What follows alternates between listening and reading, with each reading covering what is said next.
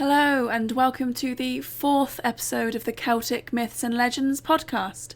For those of you who follow me on Twitter or Facebook, you will know what this episode will be about. And for those of you who don't, why don't you? Come on guys, get on that. I update a fair amount on both of those, so if you want to keep up to date with what is going on with the podcast and also take part in the decision-making process for episode topics, then follow me on Twitter at Celtic Myths Pod or on Facebook as the Celtic Myths and Legends podcast. Whoop! So, those of you who have listened to past episodes, you'll know my name is Sian Esther Powell. I'm currently studying for a Master's in Celtic Studies. This is why I'm quite interested in the topic, and I'm also a big folklore fan. So, today we are going to be focusing on the bonny land of Scotland, or rather Fairyland within Scottish folklore. So as you've probably guessed, Fairyland is indeed inhabited by fairies. However, the name of the fairies originally was Fae, and Faerie was just the name of the realm. And so they became the inhabitants of Faerie, or fairies. So Fairyland or Faerie is a land that is governed or ruled by a queen. So she has many names, just like the realm itself has many names. She's the Queen of Faerie, the Queen of Elfhame, the Queen of Elfland, so on and so forth. We primarily know about her because of various written English and Scottish sources, most notably actually Scottish witch trials of the 16th century, which included many cases where women were accused of having congress with a Queen of Fairies or a Queen of Elfhame and her people. For example, in 1576, a midwife by the name of Bessie Dunlop was accused of witchcraft and sorcery, and spoke of how she received training from the Queen of the Court of Elfhame that allegedly lay nearby. She was found guilty and was burnt at the stake, and the same thing happened to quite a lot of women actually who claimed to have conversed with the Fairy Queen or who were accused of fraternising with this Queen of Elfhame. This highlights quite a negative attitude towards Fairyland and the court of Faerie. However, references to the realm and its inhabitants existed in literature and poetry as well, and it was often portrayed as a mystical, beautiful and benevolent place. But, just to be confusing, it would just as often be portrayed as a frightening and wicked and sinister land as well. This idea of capriciousness is found within almost all myths concerning fairies, or fairy-like creatures that exist across all of the 6 Celtic nations and beyond. That's something I find really particularly interesting, is that fairies and this idea of fairies exist in Ireland, Scotland, Wales, Cornwall, Isle of Man, Brittany. You know, fairies are everywhere, and also in other cultures as well. This idea of an other world with beautiful, capricious inhabitants, fairy folk, if you will. So already we have this rather divided look at the land of Faerie. One thing we know for certain is that this Fairyland is definitely not Disney-fied in any way. The inhabitants aren't simple and quaint and lovely like Disney films, but they're capricious and ever-changing, capable just as much of harm as they are of helping someone. In this sense, the realm is portrayed much like a separate country in another land, rather than a wholly impenetrable supernatural world like the Christian heaven and hell.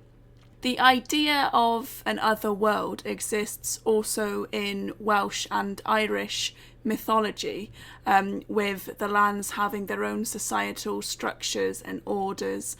I'd quite like to get into this a little bit more in separate episodes, so this episode really is focused mostly on the Scottish and Northern English Fairyland, so I won't really delve too deep into other worlds in other myths. but I will in separate episodes. But you know, for example, there is, in the first branch of the Mabinogion, we meet the king of the other world, and in Irish mythology, often there is mention of fairy princes and princesses. So there is this idea of structure within these worlds. They're not just a bunch of fairies dancing 24/7, although that does sound delightful, and sign me up to that. Being facetious, I did Google Fairyland to see if it was a theme park, to see if someone had made a theme park out of it, because it's such a good theme park name.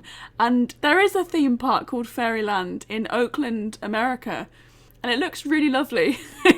So if I was in America, I would like totally apply for a job there, because it sounds great. Anyway, enough of that. So now I'm going to talk about the Queen of the Fairies. Who was she? Was she evil? Was she pure and good? Or was she something in between, like most complex individuals? So the Queen of Elfhame, or the Queen of Faerie, or often the Queen of Elfland, there's a lot of different names for her. She exists primarily in lowland Scotland and northern English folklore. So she appears in many legends and folk songs and stories. Notably, she appears in the legends of Thomas the Rhymer as an unnamed ruler of this nameless world. And it's only in a later ballad that she is given the name Queen of Elfland. There is also prominent mention of a Queen of the Fairies in the folk song or folk ballad Tam Lin, which concerns a woman rescuing her true love Tam Lin, who is one of the fairy folk, from the Queen of the Fairies. So she's actually kind of quite nasty in the Tam Lin ballad, as she supposedly sacrifices someone to hell once every 7 years. So she's not very nice. Tam Lin tells his mortal love that at the end of 7 years she pays a tithe to hell. I so fair and full of flesh, I fear it be myself. So she's kind of stereotypically evil in a Christian sense in this story. And yet there are other versions of a Queen of Fairies being kind and gentle and benevolent, especially in the early tales of Peter Pan. Another name I have found for a Queen of Fairies is Nick Nevin, and there is a rather fantastic quote by Sir Walter Scott that I've borrowed from Wikipedia that describes her as such. A gigantic and malignant female, the Hecate of this mythology, who rode on the storm and marshalled the rambling hosts of wanderers under her grim banner. This hag, in all respects the reverse of the Mab or Titania of Celtic creed, was called Nick Nevin, in that later system which blended the faith of the Celts and of the Goths on this subject. The great Scottish poet Dunbar has made a spirited description of this Hecate, riding at the head of witches and good neighbours, fairies namely, sorceresses and elves, indifferently upon the ghostly eve of All Hallows Mass. In Italy we hear of the hags arraying themselves under the orders of Diana, in her triple character of Hecate, doubtless, and Herodias, who were the joint leaders of their choir. But we return to the more simple fairy belief as entertained by the Celts before they were conquered by the Saxons. I love that. It's so scathing. So opposed to her beautiful and seductive form in many other tales, Walter Scott's Nick Nevin, Queen of Fairies, is more like a war leader for witches. So she's a grotesque hag. So she can't be good and friendly, because that's apparently how it works in old literature. Ugly equals evil, whereas beautiful equals good, but also a lot of the time equals evil and seductive as well. You can't win. You can't win. It's a really brilliant image, to be honest, of her having these wonderful and frightening night rides in the sky, followed by all sorts of supernatural creatures. The Wild Hunt is actually something that you can see in lots of different mythological tales. So you can see the Wild Hunt in Welsh mythology. You can see the Wild Hunt in the Witcher video game, which is really, really good, by the way. I'm a big fan.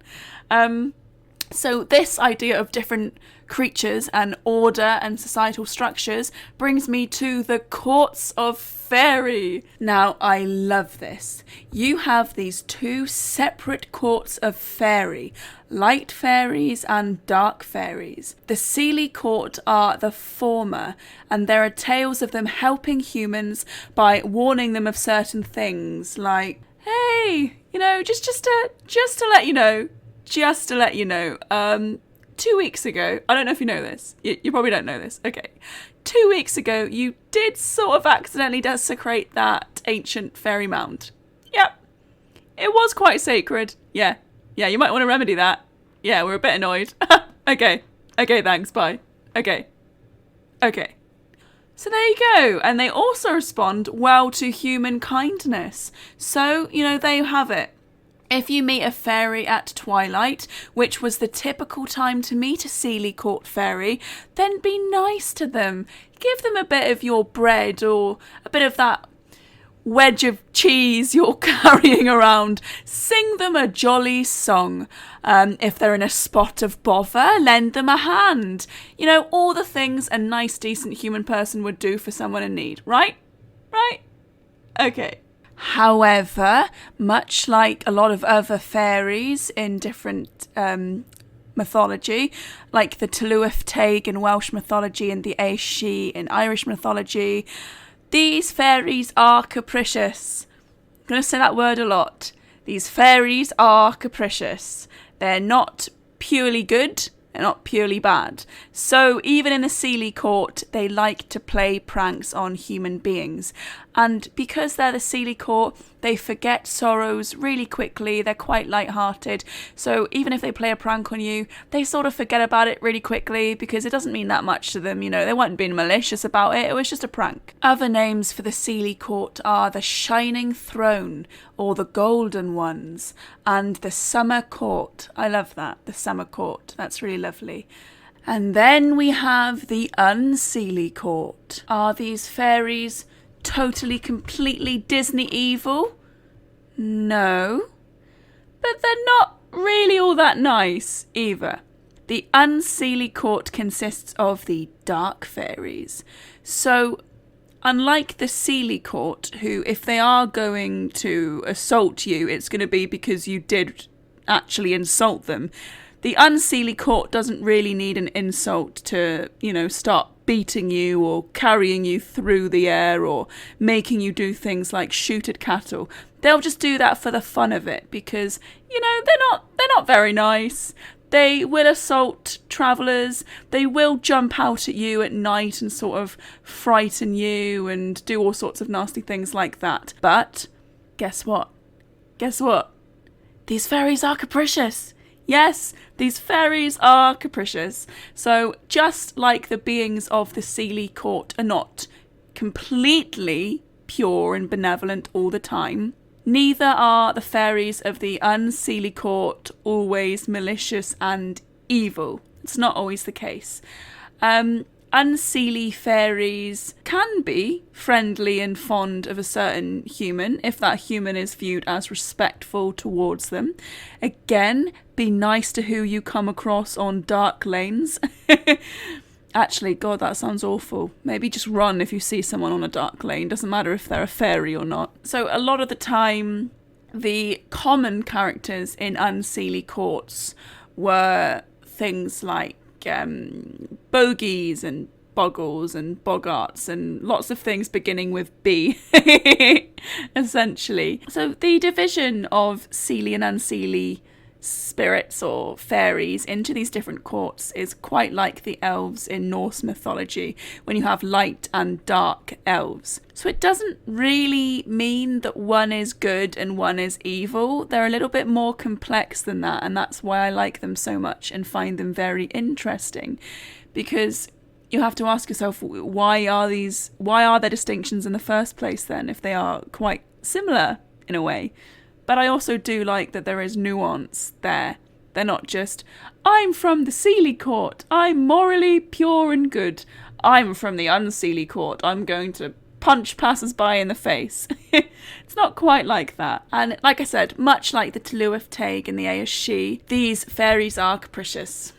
And the reasoning for humans only being able to see the fairies at certain times of day or at certain times of year is actually quite sad, to be honest, because you have this idea of being able to see fairies more in the past when human beings weren't quite so populated. There weren't as many human beings populating the earth, but now that there are, fairies have got sort of to have been pushed into hiding, and now we only see them in the border regions, so on borders such as twilight, which is the border between day and night, and also between April and May and October and November, the border of seasons. So this idea of especially the end of October being Halloween or All Hallows Eve or Samhain, all sorts of festivals around that sort of period, where it is considered this border between our world and something else. And then, of course, we do have some other separate categories of fairies. We've got trooping fairies, or I suppose knights or soldier fairies, which sort of march in processions and seem to be part of the aristocracy. And you've also got household fairies, sort of like brownies that like live in people's houses and help them with chores and are connected to personal families or individuals. So there we have it, the fairies of Scottish and Northern English folklore. It's hard to really determine how pagan these are in belief and how Christian, or whether we should even define them in that way, because the Queen of Fairies, especially in the witch trials, seems to be quite closely associated with Satan and the devil in many of the accusations. There were stories of the Queen of Elfhame, the Queen of Elfland, riding on white horses alongside the devil and her minions sort of corrupting people and turning people into witches and all sorts of things like that. So there is this element of Christianity to this idea of fairies, but I think that fairies are particularly interesting just because they are so widespread. This belief in fair folk, in an other world, in another realm that lies either on top of our own land, sort of like another dimension, or just as a separate country that just has these supernatural creatures in it. I love that. I think it's brilliant, and especially because you can see it in not only Celtic regions, but also outside of Europe as well. There's lots of cultures that have this idea of another realm of fair folk, and I think that that's really cool, and I really, really like that, and hopefully you enjoyed this episode.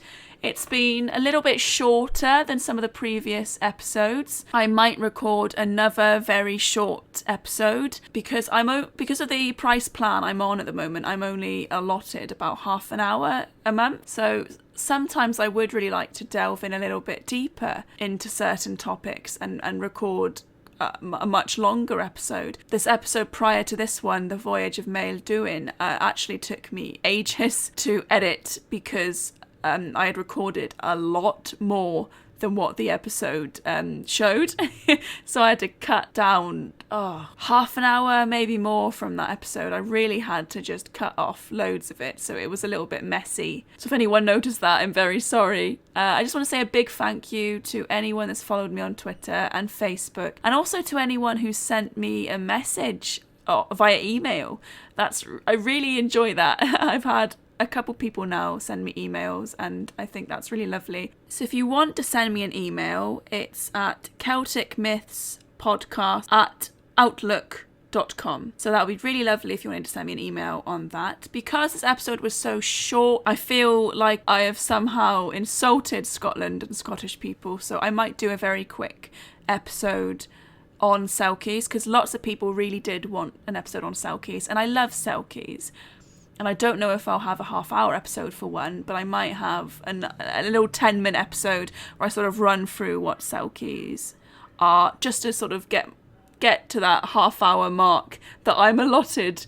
I wish I had more time, but I don't have more money. So again, thank you for listening. Hopefully you enjoyed it, and please listen to the next one. Okay, bye.